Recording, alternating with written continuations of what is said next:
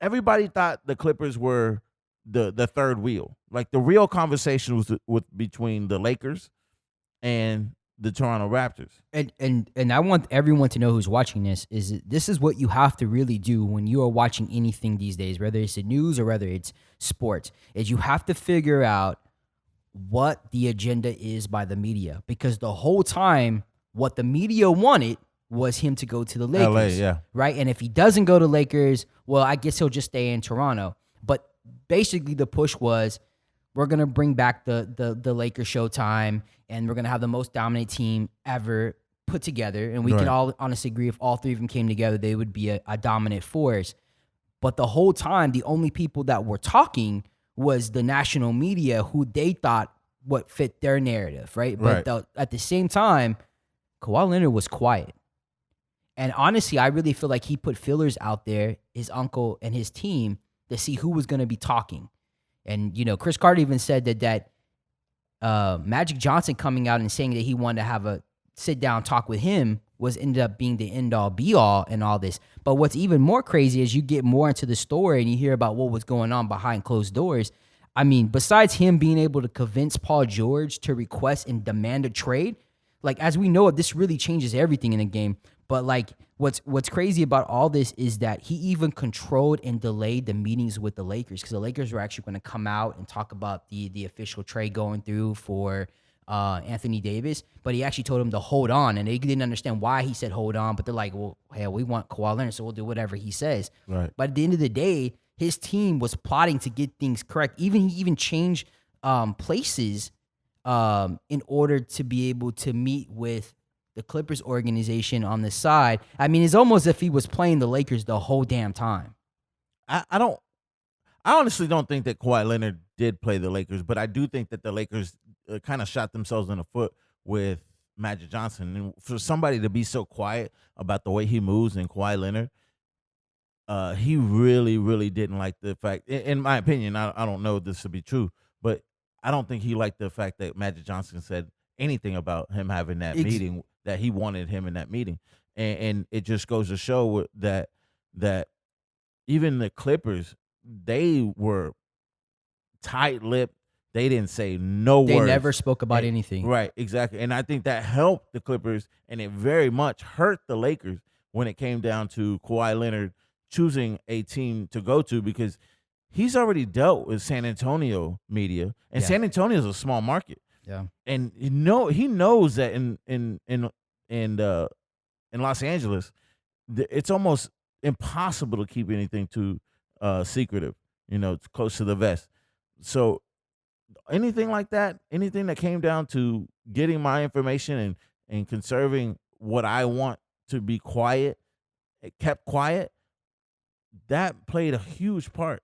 Maybe. I still feel like he was planning, because here's the thing. I think the most important thing, you go back and you track this, is that the way he was asking questions, did you trade for me?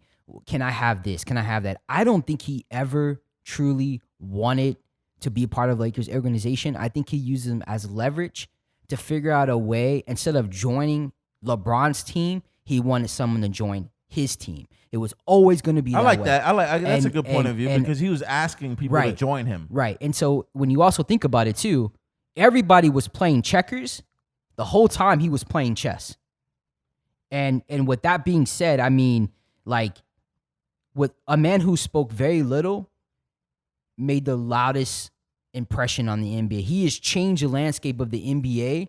And honestly, I'm going to go into this in a few minutes, but he actually changed the game as we know it for years beyond. Okay. So that's pretty fucking powerful. He's the boss right now.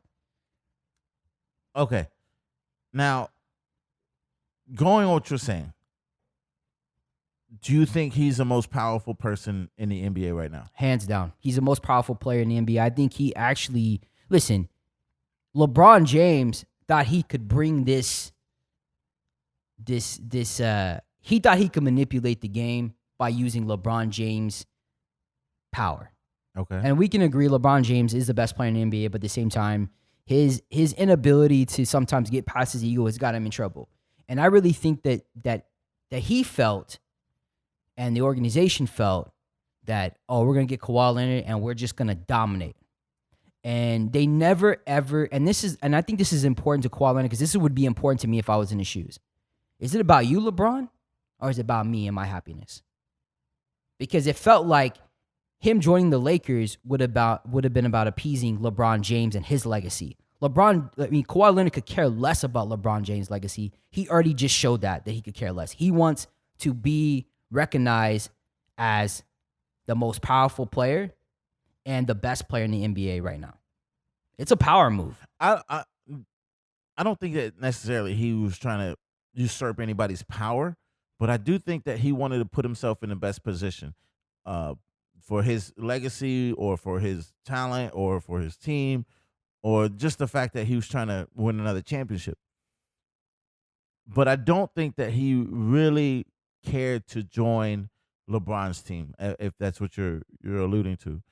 I think that it was an option, but let me ask you, if you had the chance to have Paul George on Toronto and you can join, or you could join the Lakers, what do you think he would have chose? The Raptors. I don't think, listen. So in that same question, had they not gotten Paul George on the Clippers, would he have signed? I don't think he would have signed with it. I think it was no doubt. I think that's why he turned the pressure on Paul George. Said, listen, we can make this deal right now. We can get everything that we needed to fix this. And he had to get the confirmation from the Clippers that they would be able to pull this off if they could. Like, if I can get somebody lined up, you got to be ready to strike that deal, because that was the only way he was going to sign it.